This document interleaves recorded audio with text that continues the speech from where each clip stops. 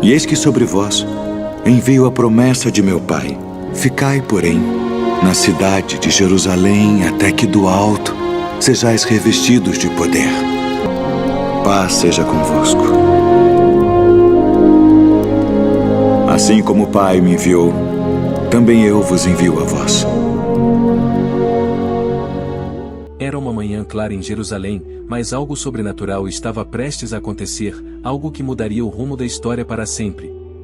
Tendo-se completado o dia de Pentecostes, os 120 seguidores de Jesus, incluindo os apóstolos, estavam reunidos no mesmo lugar. Este não era um encontro comum.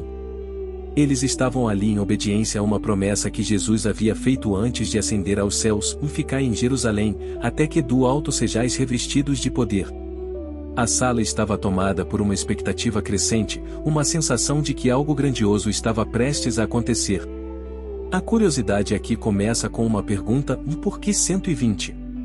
Por que exatamente esse número de pessoas foi escolhido para vivenciar esse momento? A resposta é profunda. Na tradição judaica, o número 120 representava uma plenitude, uma unidade completa, o número mínimo necessário para constituir uma comunidade oficial. Os murmúrios eram baixos, alguns em oração, outros em meditação silenciosa, esperando pelo que viria a seguir. Mas havia outra curiosidade aqui. Enquanto eles aguardavam, havia algo invisível se formando, como se os céus estivessem se aproximando. Era uma expectativa que queimava no coração de cada um. De repente, o ar na sala pareceu se condensar, ficando mais denso, carregado de uma presença que ninguém conseguia explicar. Algo estava mudando, mas ninguém sabia ao certo o que seria. Estavam todos juntos, e o sentimento de união era palpável. Gancho, de então, o som de um vento impetuoso começou a soprar, fazendo o chão estremecer e os corações acelerarem. O que seria esse som que vinha do céu? O som que encheu o ambiente não era como o de qualquer vento natural, ou era poderoso, quase estrondoso, mas ao mesmo tempo, envolvia cada pessoa de maneira íntima. Aqueles 120 fiéis sentiram como se algo estivesse invadindo não apenas o espaço físico, mas também suas próprias almas. Os olhos se arregalaram em surpresa, enquanto uns trocavam olhares de incredulidade e outros se prostravam em reverência. O som do vento era apenas o início. A principal curiosidade aqui é o fogo. Línguas de fogo começaram a aparecer sobre a cabeça de cada um, como pequenas chamas flutuantes, que não queimavam, mas irradiavam poder. Essas chamas eram um sinal visível da presença do Espírito Santo, um momento único na história. Nunca antes na Bíblia havia sido visto algo assim, e isso marca o início do que seria o maior avivamento que o mundo já presenciou. Mas, então, surge uma subcuriosidade: por que o fogo?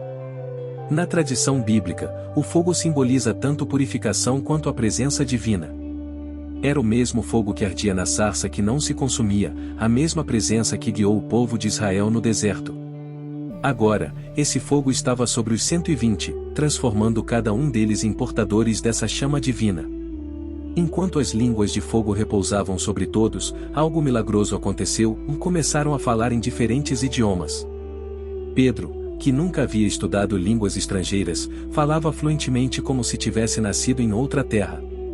Maria, mãe de Jesus, pronunciava palavras em uma língua que ela nunca havia ouvido antes. Todos, de repente, estavam proclamando as maravilhas de Deus em línguas que não conheciam. A tensão cresce, pois o barulho desse evento sobrenatural atraiu uma multidão. Pessoas de diversas partes do mundo que estavam em Jerusalém para a festa de Pentecostes começaram a ouvir seus próprios idiomas sendo falados por esses galileus. Havia confusão, admiração, mas também ceticismo. Gancho, vi então, um grito se ergueu da multidão: esses homens estão bêbados. Como reagiriam os apóstolos diante dessa acusação? O murmúrio da multidão era crescente. Alguns riam e zombavam, acreditando que os 120 estavam fora de si, mas outros estavam perplexos. As palavras que ouviam em suas próprias línguas falavam de coisas grandiosas, de maravilhas de Deus que os tocavam profundamente. É aqui que o ponto de virada acontece. Pedro, o mesmo Pedro que havia negado Jesus 3 vezes, se levantou com ousadia. Algo havia mudado nele. Ele estava cheio do Espírito Santo, e essa transformação era evidente. A multidão parou, fixando os olhos nele, esperando suas palavras. E Pedro, movido por esse poder novo e inconfundível, começou a falar. Esses homens não estão bêbados, como vocês pensam, ele disse, sua voz forte cortando o tumulto. É apenas a 3ª hora do dia. E então, ele explicou o que estava acontecendo. Pedro revelou que isso era o cumprimento da profecia de Joel, e nos últimos dias, derramarei do meu espírito sobre toda a carne. Pedro falou com autoridade sobre Jesus, sobre a sua morte e ressurreição, e sobre como ele era, de fato, o Messias prometido. Suas palavras cortaram o coração de muitos que estavam ali. A curiosidade final surge aqui, o que era esse o poder nas palavras de Pedro, que fazia corações endurecidos derreterem? Era o poder do Espírito Santo, que não apenas capacitava os apóstolos a falar, mas também tocava a cada pessoa que ouvia. O clima de expectativa explodiu em clímax quando, ao final do discurso de Pedro, a multidão não pôde mais conter suas emoções. O que devemos fazer? Gritaram eles, profundamente tocados. Pedro respondeu, arrependei-vos, e cada um de vós seja batizado em nome de Jesus Cristo, para perdão dos vossos pecados, e recebereis o dom do Espírito Santo. Nesse dia, cerca de 3.000 pessoas se converteram. O avivamento havia começado, não mais restrito aos 120, mas agora impactando o mundo. O Espírito Santo não só havia descido sobre eles, mas também estava agora disponível para todos que crescem. Conclusão da curiosidade central, que começa com 120 pessoas sendo impactadas pela presença do Espírito Santo, se amplia para milhares, mostrando como o poder de Deus pode transformar uma pequena sala em um movimento que alcançaria os confins da terra. O fogo que começou no coração daqueles 120 agora ardia no coração de milhares, e nada seria capaz de apagá-lo.